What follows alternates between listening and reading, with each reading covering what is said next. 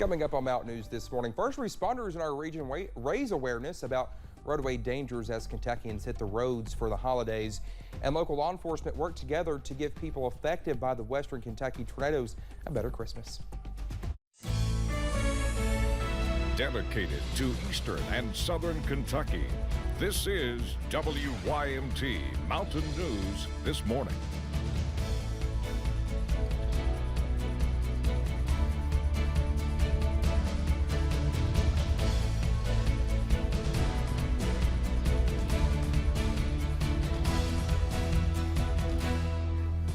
Good morning to you.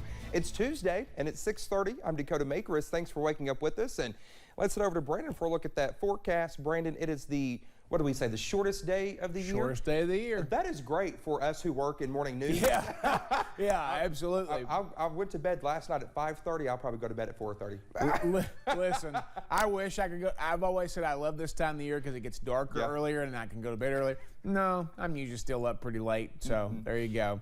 All right, so let's take a look and see what's going on out there this morning on the first day of winter here coming up in just a few hours, a few short hours, and you'll see some clouds rolling around out there this morning. They moved in overnight, kind of hanging with us there for just a little bit. Visibility is a bit rough in some areas. If it's less than 5 miles on this map, it's pretty thick. That includes Harlan, Somerset, and Monticello, so take it easy out there. Hazard a little bit rough at times as well this morning.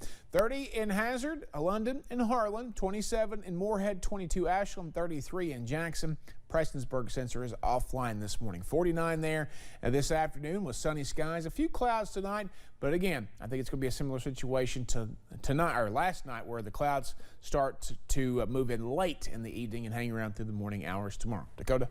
All right, Brendan, thank you. Well, troopers are investigating a single car crash that killed one person in Pike County. It happened Saturday night on US 460 in the Shelbyana community. Troopers say that 44-year-old Virgil Allen's car went off the road and hit a culvert. The coroner pronounced the Pikeville man dead at the scene. Well, another deadly car crash in Pike County Sunday morning. Police say that crash happened in the South Williamson community. 48-year-old Wendell Rife of Belfry was killed. Police say Rife drove his truck off the road, hit a guardrail, and went over an embankment. And we now know the identity of the person who died Friday night after they were hit by a car in Pike County. Troopers say 86-year-old Arthur Looney of Goody was hit by a Ford F-150 while traveling south on US 119. Now, the crash happened near the Walmart there, and troopers are still working to learn more about what led up to the crash. First responders in Pike County are warning of a busy travel week as well as some other road dangers. Along with this week being one of the busiest travel weeks out of the year, December is also Drunk and Drugged Driving Prevention Month. Police, fire, and EMS have all taken a stand against driving while under the influence and want to encourage folks to drive safe and drive sober this holiday season. And just taking that one drink or that one narcotic or anything else may impair your driving. Just think about it, there's a lot of family out there right now, young kids, older people, young ages traveling, and just be aware of your surroundings. If you need a driver, have somebody ready for you. Now, officials say the police and fire departments are both there if someone should need help and to alert authorities if you suspect someone of driving while under the influence. A Perry County man is convicted on embezzlement charges. Attorney General Daniel Cameron announced the conviction Monday morning. The Attorney General says 41-year-old Callaway Combs was embezzling money from a Hazard towing and auto shop. Between March 2018 to January of this year, Combs is being sentenced to 10 years with 5 years probation. Combs will also need to pay $60,000 of restitution to a victim. Attorney General Cameron is warning Kentuckians about gift card scams. A new program will provide retailers and businesses with signage to post near gift card displays that alerts folks about the dangers of gift card scams. The signage also encourages Kentuckians to report suspected scams to the Attorney General's office. We have that link and phone number you can call on your screen right now. A Cram the Cruiser event for tornado victims has wrapped up here in Hazard.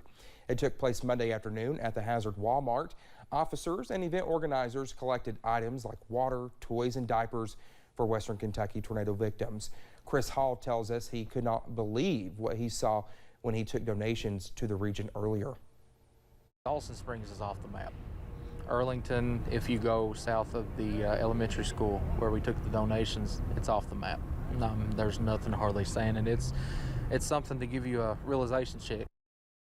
The Perry County Sheriff's Office and the Hazard Police Department helped out with the efforts, donating their cruisers and officers' time. The Pikeville Community Kitchen saw its share of visitors yesterday for its annual Christmas giveaway, with cars circling Pikeville all afternoon and dozens of people lining the sidewalk to grab some gifts. Our Buddy Forbes shows us how the community-supported program is supporting its community this Christmas. Here you go, honey. Happy bacon. Merry Christmas. Stop right here and he'll get you, okay? Bags of blessings. 3 on the neck. It's the season for being able to give something back, and that's what we're doing. The Pikeville Community Kitchen served up something seasonal Monday. Here you go. Thank you. You have a good Christmas. Giving out hundreds of bags with food, snacks, toys, and more. We're just happy that we're able to show the love of Christ and just celebrate Jesus in an awesome way with all of our friends and family, and we're just blessed to have that opportunity. Working with local first responders and community partners to share a little extra during a time of great need. It's a great thing because some families doesn't have as much as others. They're not quite as fortunate, and we're going to make sure they get a little something this holiday. Those involved say it was nice to provide some cheer and see so many smiling faces leading up to the holiday. Yeah, they seem to really appreciate it and seem very excited this year because they got something to take home. And while people drove up or dashed through, organizers say they are the ones truly blessed by the event. The community cares for them, the community loves them, and show these children, hey, these are our heroes and here in town, and they want to help you and they want to help bless you. Filling bags, filling hands, and filling needs. I think that's what it's really all about. To make it feel a little more like Christmas. In Pikeville, Buddy Forbes, WYMT Mountain News. Walmart, Save a Lot, and other donors help provide the hundreds of bags of foods donated. Organizers say the community makes the event worthwhile, and their volunteers and first responders made it a success. Well, an annual tradition celebrated another successful year of helping London area families. Each year, WJTE FM 98.5 partners with Laurel County Schools to identify families in need of a little extra help making sure Christmas is special. Families are paired with other families who handle Christmas shopping, and this year, 60 children will have presents waiting under the tree. We partner with these people, and they're so gracious, all these people are, to go out and shop for these kids that they don't even know, may never see. It's a beautiful thing, really, because it's a blessing. The annual Stocking Stuffers event includes a festive party. Well, a young girl in Berea has captured the true meaning of Christmas through an annual fundraiser for charity. Andrea Walker has her heartfelt story. Kenley Gordon is a third grader on a mission to make a difference through a true staple of the season, Christmas trees. They may look harmless, but don't let them fool you. If you make the trees, you'll get a lot of blisters. That's for sure. If you make the trees, you'll get a lot of what? Blisters. It takes a pro to crank them out From the glue gun. unscathed. Let me see your hands. I don't have any right now. You're good, aren't you? Yeah. After learning to make the Christmas trees at a crafting class, Kenley decided to sell them and donate the money to Shriners. My first year, everything went really good. I raised $1,500. I thought that last year was going to be as much as money I was going to raise. But that's far from the case. Kenley is now selling gnome and snowflake ornaments as well, with help from her cousin McKenna. Together, they've raised more than $2,500 this year. You pretty much have a full-fledged business going here. Pretty much. I've told some of my friends about my Christmas trees and stuff, and they've been asking their parents for one. So, somebody in my class, he's already ordered one. Nice. He probably has a crush on you. I think he might. On a more serious note, Kenley was inspired to donate to Shriners in memory of her brother. He was born with a host of medical issues. Shriners is a really awesome place, and they help a lot of people.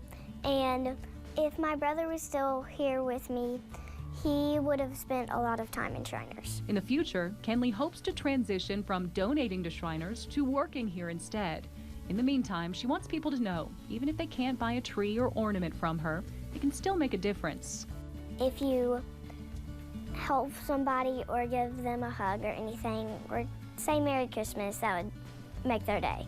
In Lexington, Andrea Walker, WKYT.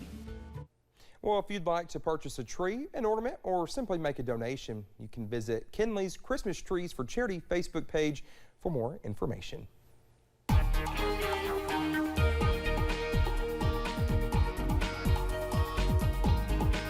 6:40 here on this Tuesday morning. We are only hours away from the beginning of winter, the solstice at 10:59 today. Temperatures from 22 in Ashland to 32 in Jackson. A lot of upper 20s and low 30s, although Irvin and Moorhead now down to 25. Your out-the-door forecast this morning, as those clouds start to clear, our temperatures are going to climb into the upper 40s, close to 50, with some sunshine coming through a little bit later on this afternoon. Dakota? All right, Brendan, thank you so much. The time is 6:40, almost 6:41. Still to come here on Mountain News this morning. The Pentagon makes some efforts to tackle extremism within our own military here in the United States. Full forecast sponsored